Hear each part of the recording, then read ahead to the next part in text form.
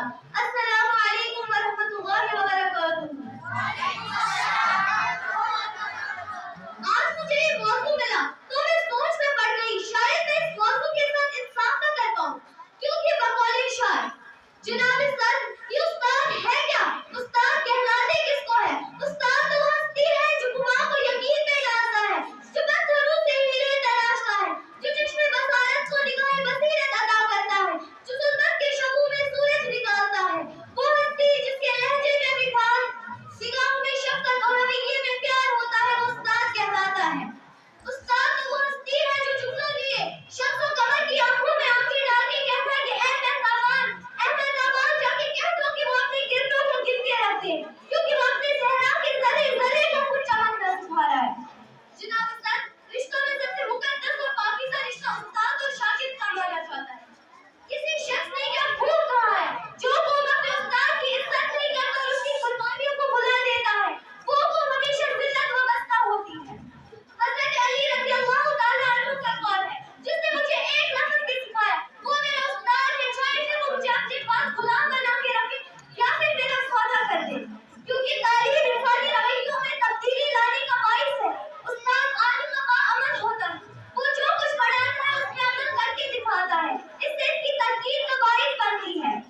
تہذیب و تمدن کی ترقی کسی معتبر ہستی کا ہاتھ ہے، وہ اپنی محبت کو اپنے لفظوں میں ڈھونڈتے اپنے طلباء کے ذہنوں میں ڈالتا ہے، جس سے ان کے رویوں میں نسبت تبدیلی آتی ہے۔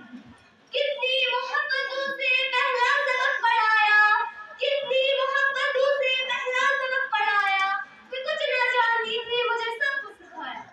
میرے پیارے بھائیوں اور بہنوں، اپنے استاد کی عزت کرو، اپنے استاد کی قدر کرو، جس کے سامنے پڑھو اس کے سامنے ساری زندگی سر جھکا کے چلو، چاہے وہ اچھا ہو یا برا۔ اگر تمہارا استاد ہے ساری زندگی اس کے سامنے سر نہ اٹھانا، اللہ تمہارے علم میں برکت دے گا۔ اگر استاد کو بے عزت کرو گے، تمہارے لیے علم کے دروازے بند ہو جائیں گے، خیر و برکت کے دروازے بند ہو جائیں گے۔ یہ ہمارے باپ کے درجے میں بھی اور ہمارے استاد بھی۔ حاضرین کرام، اگر آپ استاد کی تعریف سننا چاہتے ہیں تو سنیں۔ استاد وہ ہے جو بنجر زمین کو کھلیان بنا دیتا ہے، استاد وہ ہے جو معمار وطن بھی ہے، استاد وہ ہے جو لوہار بھی ہے، کسان بھی، استاد ہر لحاظ سے واجب الاحترام ہے۔ امام غزالی نے بھی اپنے استاد کے بارے میں فرمایا کہ میرے حقیقی باپ نے مجھے آسمان سے زمین تک پہنچا دیا، لیکن میرے روحانی باپ نے مجھے زمین سے آسمان تک پہنچا دیا۔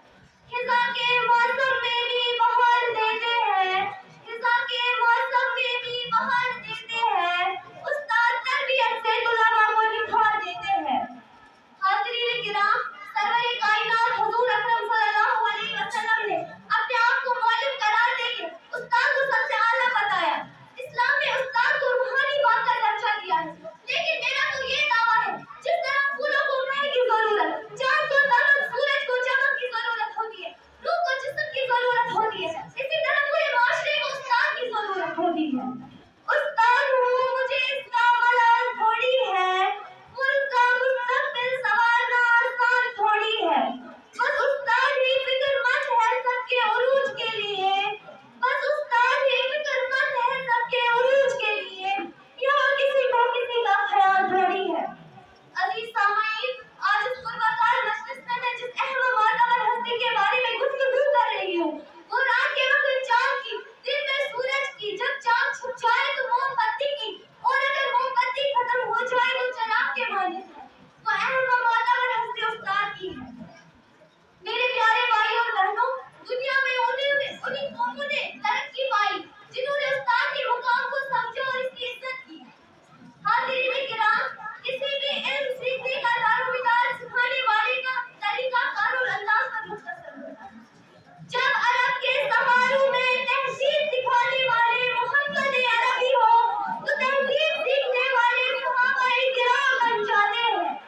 جب یونان کے محلات میں تربیت دینے والا رستو ہے تو تربیت پانے والا اسکندر اعظم بن جاتا ہے، اور جو قرآن کی تعلیم دیتے ہیں وہ مہمان رسول بنتے ہیں، اور یہ پیغام دیتے ہیں اگر چاہیے بلندی تو تقریر کرتے رہنا، یہ علم کے سمندر میں تم قطرہ بھی نہیں ہو، جو بات کہے بس تسلیم کرتے رہنا۔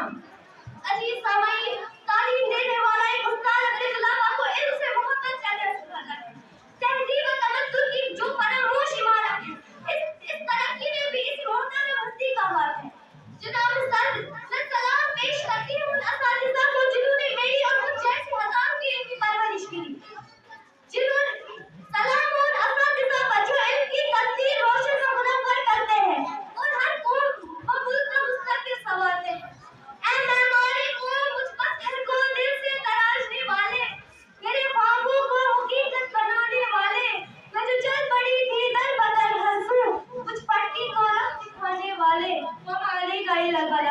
ہوگی.